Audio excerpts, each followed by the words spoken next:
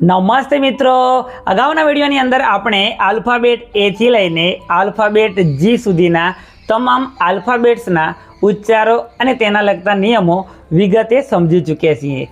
આજના આ વિડીયોની અંદર આપણે આલ્ફાબેટ એચ, તેના ઉચ્ચારો અને તેના લગતા જે નિયમો છે તે વિગતે સમજવાના છીએ। તો વિડીયોને અંત સુધી જોતા રહેજો।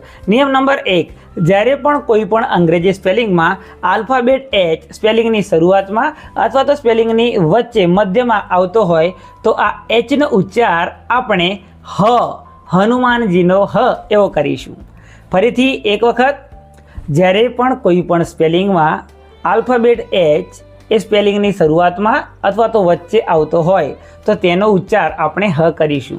ઉદાહરણથી તમે સમજશો તો તમને વધારે ખ્યાલ આવશે। અહીં સ્ક્રીન ઉપર તમને કેટલાક એક્ઝામ્પલ્સ આપેલા છે। હેટ, હાઉસ, હોર્સ, હેલ્પ અને હેપી, આ સ્પેલિંગ તમે જોઈ શકો છો।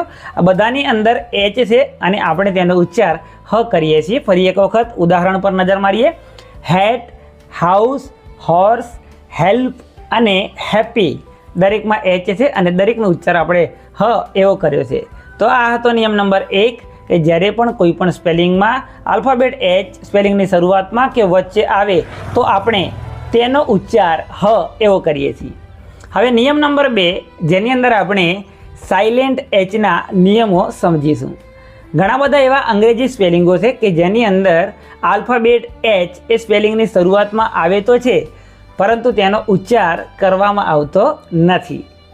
ફરી એક વખત, ઘણા અંગ્રેજી સ્પેલિંગો એવા છે જેમાં આલ્ફાબેટ એચનો ઉપયોગ થયેલો હોય છે, પરંતુ તે સાયલેન્ટ હોય છે, એટલે કે તેનો ઉચ્ચાર કરવામાં આવતો નથી। ઉદાહરણ જોશો એટલે તમને એ ઉદાહરણ યાદ આવી જશે, એ શબ્દો યાદ આવી જશે, એમાં તમે કરેલી ભૂલો પણ તમને યાદ આવી જશે। સ્ક્રીન ઉપર તમે ઉદાહરણ જોઈ શકો છો। ઓવર, ઓનેસ્ટ, ઓનર, એર અને ઓનેસ્ટી, આ બધા શબ્દો છે। ફરી એક વખત સાંભળજો। ઓવર, ઓનેસ્ટ, ઓનર, એર અને ઓનેસ્ટી, આ દરેક સ્પેલિંગમાં એચ આવે તો છે, પરંતુ તેનો ઉચ્ચાર થતો નથી। ઓવરને હવર વંચાતું નથી, ઓનેસ્ટને હોનેસ્ટ વંચાતું નથી, ઓનેસ્ટ। તો આ જે સ્પેલિંગો છે જેની અંદર એચ આવે તો છે, પણ એચ કેવો છે? સાયલેન્ટ। તો એ તમારે સાયલેન્ટ એચના નિયમોમાં તેને તમારે યાદ રાખવું પડે। તો આ હતો નિયમ નંબર 2 કે ઘણા અંગ્રેજી સ્પેલિંગની અંદર એચ આવે છે, પરંતુ તેનો ઉચ્ચાર થતો નથી। હવે આપણે વાત કરીશું નિયમ નંબર 3ની। તો ઘણા બધા અંગ્રેજી સ્પેલિંગોની અંદર જેમાં ડબલ્યુની જોડે એચ આવે છે, ડબલ્યુની સાથે સાથે શું આવે છે? એચ આવે છે, ત્યારે આ એચ જે છે એ ફરી એક વખત સાયલેન્ટ થઈ જતો હોય છે। ફરીથી, જ્યારે ડબલ્યુની સાથે એચ વપરાયેલો હોય તો આ આલ્ફાબેટ એચ એ સાયલેન્ટ થઈ જાય છે, તેનો ઉચ્ચાર કરવામાં આવતો નથી, તે મૂંગો થઈ જાય છે। આ બધા જ શબ્દો, બધા જ જે સ્પેલિંગ છે એ તમે સાંભળ્યા જ હશે, ખાસ કરીને જેને આપણે WH ફેમિલી કહીએ છીએ, WH વાળા શબ્દો કહીએ છીએ, તેની અંદર આ વસ્તુ બનતી હોય છે। ઉદાહરણ જોશો એટલે તમને તરત જ યાદ આવી જશે। વોટ, વેન, વેર, વાય અને વ્હાઇટ, અહીંયા એક શબ્દ બીજો છે વ્હાઇટ, સફેદ, બરાબર, તેની અંદર પણ ડબલ્યુની જોડે એચ આવે છે, પરંતુ આપણે એ એચને એનો ઉચ્ચાર કરતા નથી, ફક્ત ડબલ્યુનો વ એ ઉચ્ચાર આપણે કરતા હોઈએ છીએ।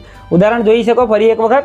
વોટ, વેન, વેર, વાય અને છેલ્લે શબ્દ છે વ્હાઇટ, જેની અંદર ડબલ્યુની જોડે એચ તો છે, પરંતુ એચનો ઉચ્ચાર કરવામાં આવતો નથી, ફક્ત ડબલ્યુનો વ એવો જ ઉચ્ચાર કરવામાં આવે છે। પરંતુ આ નિયમ સાથે તમે વધારે આગળ જઈ શકો નહીં, એમાં પણ કેટલાક અપવાદ છે અને એ પણ WH ફેમિલીમાં જ છુપાયેલા છે। WH ફેમિલી જે છે એમાં કેટલાક શબ્દો છે WHO હું, WHOM હુમ અને WHOSE હુઝ।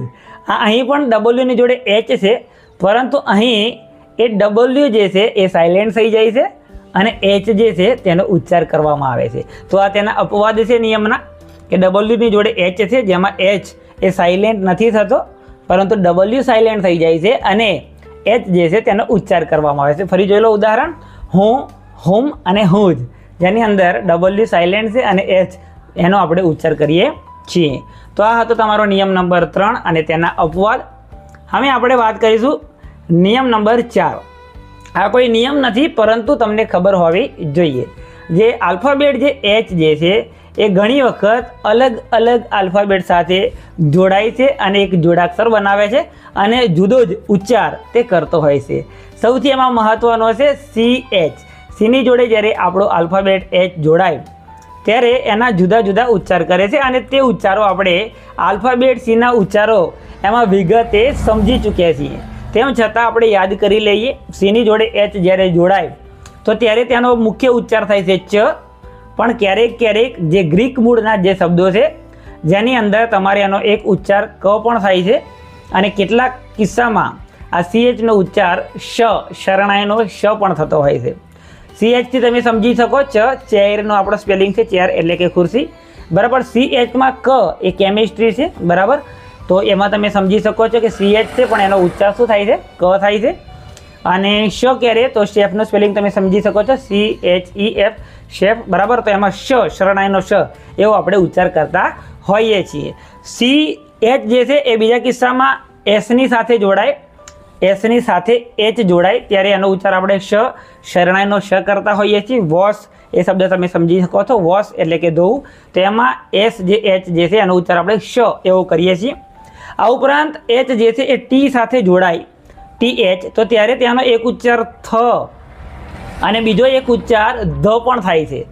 તમે સ્પેલિંગ જોઈ શકો. થમ આપણે એનો પણ નિયમ વ્યવસ્થિત સમજી ચૂક્યા છીએ બીના નિયમોમાં. તો THUMB થંબ નથી બોલતા પણ થમ. તો આ થમમાં THનો ઉચ્ચાર થ છે. અને એવી જ રીતે બીજો એક સ્પેલિંગ છે ધેન, THEN ધેન. તો TH છે પણ ત્યાં આગળ તેનો ઉચ્ચાર આપણે શું કરીએ છીએ? ધજાનો ધ, ધેન એવું આપણે બોલીએ છીએ. તો એચ જ્યારે ટીની જોડે જોડાય ત્યારે એક ઉચ્ચાર થ અને બીજો એક ઉચ્ચાર આપણે ધ પણ કરતા હોઈએ છીએ. બીજી એક વસ્તુ છે એચ જ્યારે પીની સાથે જોડાય ત્યારે આપણે આ PH જ્યારે જોડાઈને બને છે ત્યારે આપણે એનો ઉચ્ચાર ફ એવો કરતા હોઈએ છીએ. તેના પણ આપણે ઉચ્ચારો જોયા છે એચના ઉચ્ચારોમાં, બરાબર. પી અને એચ જોડાય ત્યારે આપણે ફ એવું બોલીએ છીએ. ફોન આપણે દરરોજ જે શબ્દ વાપરીએ છીએ ફોન, તો ફોનની અંદર પણ PHO એની ફોન, બરાબર. PH છે પણ તેનો ઉચ્ચાર આપણે શું કરીએ છીએ? ફ. અને છેલ્લો જ્યારે એચ જે છે એ જીની સાથે જોડાય, જી અને એચ જ્યારે જોડાક્ષર બને ત્યારે પણ આ GHનો એક ઉચ્ચાર ફ એવો થાય છે. એ પણ આપણે એચના ઉચ્ચારોમાં વ્યવસ્થિત રીતે સમજીએ છીએ. તો જી અને એચ જોડાઈને ફ એવો ઉચ્ચાર કરે છે, બરાબર. લાફ અને કફના સ્પેલિંગ તમે અહીં જોઈ શકો છો. લાફ છે, કફ છે. તો એમાં GH તો છે પરંતુ એનો ઉચ્ચાર શું થાય છે? તો કે ભાઈ જે એનો ઉચ્ચાર જે છે એ ફ એવો થતો હોય છે. તો હું આશા રાખું છું કે આ વિડીયો તમને ગમ્યો હશે. વિડીયો ગમ્યો હોય તો વિડીયોને લાઇક કરી દો, બીજા મિત્રો જોડે પહોંચે એની પાસે પહોંચી જાય તેના માટે તમે આ વિડીયોને શેર કરી દો. અને આવી જ માહિતી મેળવવા માટે મારી YouTube ચેનલ અટપટું અંગ્રેજીને આજે જ સબસ્ક્રાઈબ કરી લો. મળીશું બીજા વિડીયોમાં.